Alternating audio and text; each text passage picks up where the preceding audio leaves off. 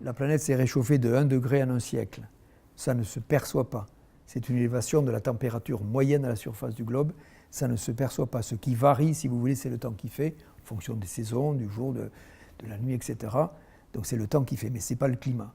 Donc déjà, expliquer pourquoi c'est une réalité, arrêter de discuter avec ça c'est la première des choses, si vous voulez. Et après, on énumère une série de mesures, sachant que la principale cause du réchauffement climatique est l'excès de gaz carbonique qui est dans l'atmosphère et qui est essentiellement dû aux émissions dues à la combustion des énergies fossiles, charbon, pétrole et gaz. Il faut faire une pédagogie simple. D'abord, toujours pareil, montrer que ça existe, montrer que le gaz carbonique, qui est un peu usé en bouche, on en parle depuis toujours, le gaz carbonique, on a l'impression que, je ne sais pas quoi, c'est un gaz rare qui agit à l'état de trace, il est extrêmement puissant. La Terre, elle a 38 aujourd'hui, c'est-à-dire 1 degré de plus que la normale. 2 degrés, ça sera 39. C'est un parallèle qui est intéressant à faire parce qu'effectivement, on se rend compte qu'avec 1 degré de plus, on entre dans la phase des complications. Et à 2 degrés, elles seront encore plus fortes. Et donc, comme d'habitude, on va attendre l'accumulation des urgences climatiques pour se mettre à agir, quoi. Donc, je les invite à se mettre à l'œuvre dès aujourd'hui. Et le résultat ne sera pas spectaculaire. Il ne faut pas s'attendre à un grand changement. C'est quelque chose qui va prendre du temps. Il y a un terrible révélateur, ce sont nos glaciers de montagne. Et il faut voir que nos glaciers de montagne, depuis 1850, ils ont perdu 87% de leur surface. On peut éviter le pire, si vous voulez. Donc il faut agir. Non, il n'est pas trop tard. Si vous voulez, ça a mis du temps pour qu'il y ait une conscience planétaire. Aujourd'hui, il n'y a pas un pays qui ne connaît pas cette problématique de réchauffement. Tous ne peuvent pas agir de la même façon. D'autant que les pays en développement, on va considérer que l'Inde et la Chine étaient des pays en développement qui entrent aujourd'hui dans l'économie mondiale, mais le réchauffement climatique est lié à des émissions du temps où ils étaient encore petits pays, petits émetteurs. Vous voyez ce que je veux dire? Donc il y a des discussions qui sont compliquées. Et dire aujourd'hui à la Chine, à l'Inde, à la Pologne d'arrêter la consommation de charbon, c'est quasiment impensable, c'est impossible si vous voulez.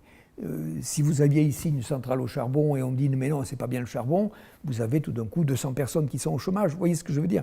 C'est lié à l'énergie, c'est des problèmes sociétaux. Donc ça va demander un peu de temps, mais pour ne pas perdre ce temps, c'est important que chacun soit efficace sur sa zone d'influence aujourd'hui. Le temps est compté, quoi. Donc nous, à notre niveau, on est dans une logique d'anticipation. Donc au niveau des stations de ski qui sont souvent décriées, notamment par rapport à la neige de culture, on est dans une logique justement d'amélioration du process, de faire en sorte que les travaux que l'on peut faire soient moins gourmands en énergie et au niveau de la neige de culture, qu'elle restitue à la nature de la manière la plus optimale possible, donc la ressource à la fin de la saison. Donc l'idée, ce n'est pas de perturber le cycle de l'eau, c'est de peut-être le décaler, mais pas le perturber. Au niveau des termes de Luchon, on s'est posé un certain nombre de questions, et notamment par rapport au chauffage. Et on a une ressource d'eau chaude et on a décidé de lancer un programme qui a coûté 3 millions d'euros et qui a fait qu'on a utilisé l'énergie de l'eau thermale, l'énergie de l'air aussi, puisque l'eau thermale dégage des calories dans l'air. On a récupéré les calories de l'air et donc grâce à ça, on a réduit de plus de 30% la consommation énergétique de l'établissement. Et on a eu finalement une grande satisfaction, c'est de voir que la ressource est moins impactée. La température de l'eau thermale qu'on utilise a augmenté. Donc nous avons un vaporarium qui est une grotte naturelle alimentée par des sources naturelles dont la température a augmenté. Et un certain nombre de sources thermales qui avaient disparu avec le temps, aujourd'hui sont revenues et donc viennent irriguer notre station thermale. L'eau thermale est toujours aussi chaude, elle varie. Vous disiez tout à l'heure que certaines fois elle avait disparu un peu. Alors ce sont des sources qui ont disparu à cause de l'impact. On tire, parce qu'on tire peut-être un peu trop, etc. Et c'était les sources historiques en fait. Qui ont été remplacés par des forages, et c'est la pression des forages qui a fait que les sources ont disparu. Et là, justement, avec la régulation, l'optimisation de la gestion, elles sont réparues. Mais vous avez identifié où se trouve la source chaude, oui. Le gisement de chaleur, quoi. Alors là, oui, ça, on le connaît. L'aquifère est parfaitement connu, identifié. C'est une richesse, quoi, d'avoir ça, quoi. Ah oui, c'est une grande richesse. C'est intéressant parce que vous pouvez faire, comme vous le faites, de la géothermie, quoi. C'est ça qui est intéressant, ouais. puis ça représente quelle valeur économique, là, le thermalisme? Alors l'établissement thermal, c'est une entreprise qui fait 6,5 millions de chiffre d'affaires. Ah ouais. Et qui fait vivre tout le sud du département. Ah oui. Oui, Ah oui, oui c'est pas Coluchon, c'est tout le sud du département. Ah oui, c'est un gisement économique important. Oui, c'est intéressant tout ça. C'est une eau soufrée?